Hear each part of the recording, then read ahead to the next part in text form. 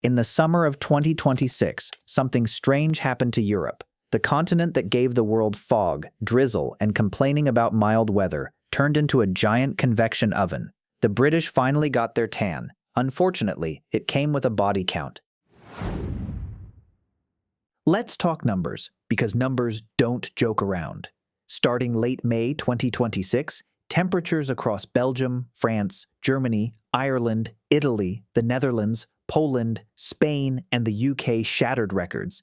Some readings ran 10 to 15 degrees Celsius above normal. Then came round 2, June 17th, a second, far more brutal heat wave, arriving just before the summer solstice, like it didn't even want to wait for an invitation. On June 23rd, France recorded its hottest day since record-keeping began in 1947. Paris hit a staggering 44.3 degrees Celsius. That's not beach weather. That's bread baking itself weather. Somewhere, an Englishman without air conditioning was having a personal crisis.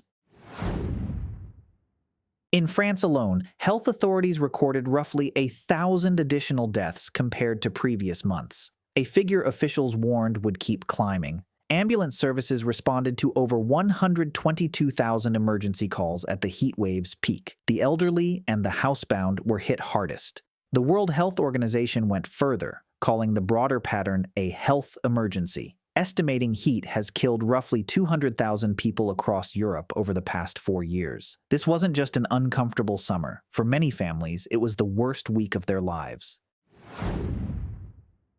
So, here the main culprit has a name straight out of a sci-fi movie, the Omega Block. Normally, weather in Europe moves. Storms roll in from the Atlantic, push warm air out, bring rain, and reset the system every few days. That constant movement is what keeps any one heat wave short. But in 2026, a massive zone of high pressure parked itself directly over Western Europe and refused to move.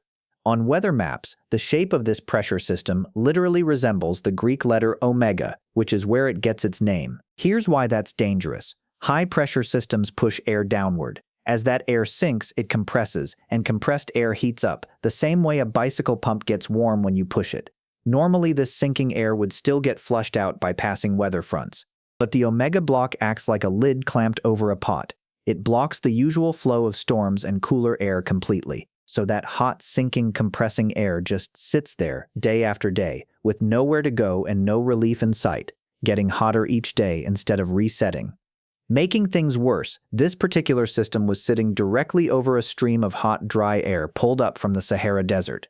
So instead of trapping ordinary air, it was trapping desert-level heat and slow cooking it in place over major cities for days at a time. There was also a second ingredient, an unusually dry May. Normally, moisture in the soil and plants helps cool the air above it, the same way sweat cools your skin as it evaporates.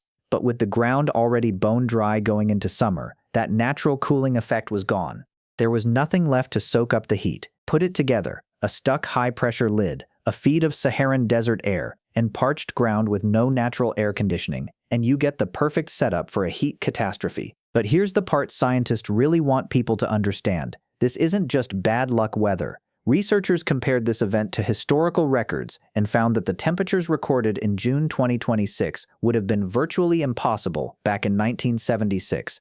Even compared to 2003, during Europe's last legendary heat wave, today's daytime heat was about 10 times more likely to happen, and nighttime heat was over 100 times more likely. And before anyone in America gets too comfortable, this wasn't just a European story. The same kind of blocking heat domes have been parking themselves over parts of the United States too, pushing cities into dangerous, prolonged heat stretches of their own. Turns out the atmosphere doesn't check passports. Climate change isn't picking favorites. It's an equal opportunity furnace. And the only real defense we have is the planet's natural cooling system: trees, clean energy, and less concrete trapping heat. The question isn't if it's coming back, it's whether we'll be ready, starting today.